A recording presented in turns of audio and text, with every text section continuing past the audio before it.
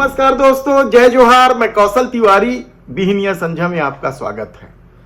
देश के प्रधानमंत्री नरेंद्र मोदी ने 2024 के लोकसभा चुनाव में जिस शब्द का प्रयोग किया था, वह किसे पता था कि आने वाले दिनों में उसी शब्द इतना सार्थक हो जाएगा देश की राजनीति में कि उसके सामने खुद देश के प्रधानमंत्री नरेंद्र मोदी भी फंस जाएंगे। मुजरा करना है तो भी करें। चुनाव प्रचार के दौरान तो देश के प्रधानमंत्री ने ध्रुवीकरण के लिए क्या कुछ उपाय नहीं किया। हिंदू मुस्लिम मांस मछली मंगल सूत्र से होते हुए जब वे मुजरा पे पहुंचे थे, मुजरा करना है तो भी करें। इस मुजरा को लेकर किसने सोचा था कि जो चुनाव के परिणाम आएंगे वे अच्छे अच्छे लोगों को मुजरा करा देंगे, उन लोगों के सामने मुजरा करा देंगे जिनकी वैचारिक धरातल बिल्कुल ही मेल नहीं खाती है। उन लोगों के आगे हाथ पैर जोड़ना पड़ेगा जो केवल मुस्लिम तुष्टीकरण की राजनीति करते हैं या फिर सेकुलर पर ही भरोसा करते हैं, गांधी नेहरू पर भरोसा करते हैं। तब क्या 2024 के चुनाव परिणाम और उसके बाद मिलने वाली सत्ता इस मुजरा से सराबोर नहीं हो गई है? छत्तीसगढ़ में एक कहावत है कि किसी को ज्यादा बखानना नहीं चाहिए, यानी हिंदी में कहे तो किसी को ज्यादा कोसना नहीं चाहिए, किसी को बेमतलब गाली गलौज नहीं करना चाहिए, नहीं तो वह खुद पलटकर उसी के ऊपर आता है। तो क्या यह मुजरा अब पलटकर देश के प्रधानमंत्री नरेंद्र मोदी से ही जाकर चिपक गया? सवाल सत्ता बनाने का नहीं है। एनडीए के गठबंधन को निसंदेह बहुमत मिला है, लेकिन रास्ता आसान नहीं।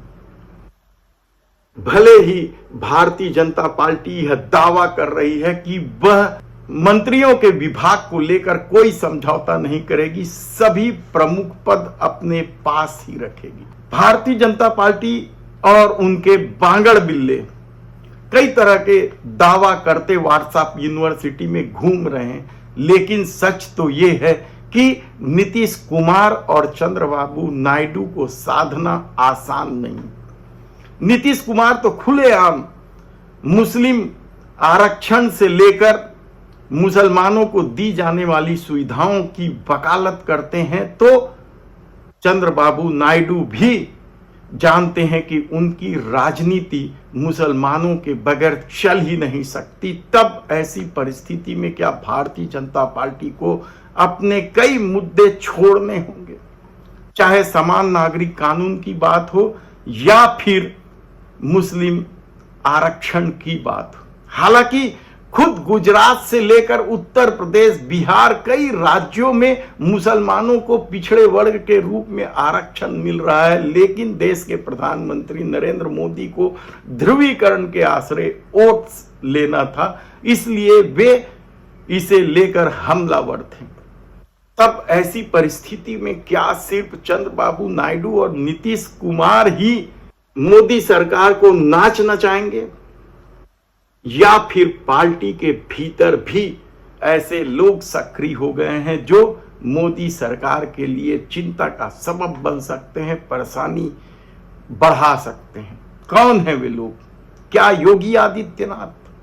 उन्होंने तो पहले ही मोदी सरकार की चूलें हिला दी। उत्तर प्रदेश में जिस तरीके से टिकट बांटा गया, छत्रपों की अनदेखी की गई। छत्रपों की अनदेखी तो मध्य प्रदेश, राजस्थान, छत्तीसगढ़ सहित सभी राज्यों में की गई। अपनी मनमानी चलाई अमित शाह और नरेंद्र मोदी ने। तब उत्तर प्रदेश में जो परिणाम आए हैं, क्या वे इसी मनमानी का नतीजा है?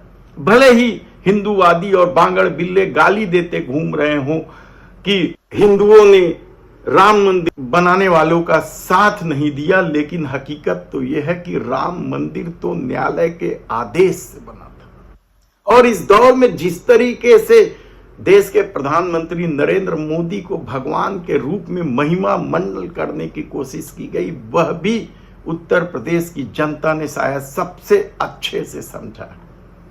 तब ऐसी स्थिति में क्या योगी आदित्यनाथ को हटाने की कोशिश होगी या योगी आदित्यनाथ परेशानी का सबब बनेंगे, यह देखने की बात होगी। लेकिन सबसे बड़ा नाम जो लिया जा रहा है वह नितिन गडकरी का। कुछ लोग या उनके समर्थक तो उन्हें प्रधानमंत्री बनाने तक आतुर है या अभियान चला रहे हैं, लेकिन संघ जानती है कि मोदी के बगैर वह एक कदम नहीं चल सकती। इसलिए संघ शायद आक्रामक रवैया ना अपनाए और मोदी के नाम पर सहमति दे दें। तब नितिन गडकरी क्या करेंगे? क्या उन्हें मंत्री पद दिया जाएगा या वे कौन सा विभाग संभालेंगे? लेकिन इससे भी बड़ी बात है, मध्य प्रदेश जहां की सभी सीटें भारतीय जनता पार्टी ने जीती और सबसे ज्यादा वोट से शिवराज सिंह चौहान ने जीत दर्ज की है। उन्होंने बता दी है कि वे क्या बखत रखते हैं पार्टी में। भले ही देश के प्रधानमंत्री नरेंद्र मोदी या अमित शाह उन्हें किनारे करते हुए मोहन यादव को मुख्यमंत्री बना दिया हो, लेकिन शिवराज सिंह चौहान को किनारे करना इतना आसान भी नहीं है और अब तो उन्हें गृह मंत्री बनाने को लेकर भी दबाव है, ये पार्टी के भीतर खाने के सूत्र बता रहे। तब क्या ऐसी परिस्थिति में अब जब सरकार कमजोर है, देश के प्रधानमंत्री नरेंद्र मोदी और अमित शाह की कमजोरी सामने आ गई है, तो क्या शिवराज सिंह चौहान भी अब नए सिरे से राजनीति खेलेंगे? इसके अलावा डॉक्टर रमन सिंह हैं, वसुंधरा राजे सिंधिया, एक नाम यह भी है, उनके पुत्र सांसद बन चुके हैं और उन्हें भी राजनीति से किनारे करके भजन लाल शर्मा को मुख्यमंत्री तो बनाया गया, लेकिन भजन लाल शर्मा लोकसभा के चुनाव में सफल नहीं हुए। भले ही 14 सीट भारतीय जनता पार्टी ने जीती, लेकिन पिछले बार तो 25 सीटें भाजपा की झोली में थी। तब क्या वसुंधरा राजे सिंधिया भी इस मामले को लेकर भजन लाल शर्मा और अमित शाह या नरेंद्र मोदी पर हमलावर हो सकते हैं? इसके अलावा भी कई नेता हैं। राजनाथ सिंह का नाम कुछ लोग ले रहे हैं, लेकिन राजनीति के जानकारों का कहना है कि राजनाथ का हमेशा से रवैया रहा है जिधर बम उधर हम।